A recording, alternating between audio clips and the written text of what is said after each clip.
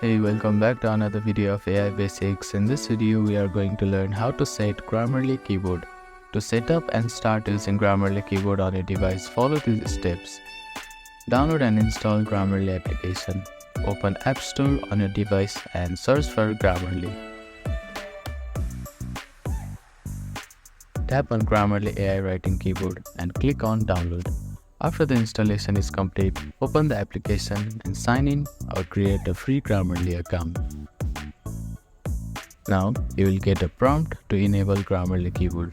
Follow these steps.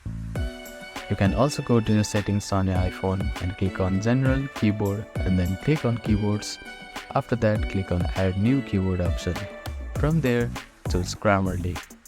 In the list of keyboards, tap Grammarly and toggle on Allow Full Access to enable Grammarly Advanced Writing Suggestion. After that, open any application where you can type, like Message or Notes. Press and hold on the globe icon which is at the bottom left corner of your screen. Then select Grammarly to switch to the Grammarly keyboard. Once set up, Grammarly keyboard will check your spelling, grammar and provide writing suggestion in real time as you type across your application. So that is how you can set up Grammarly keyboard.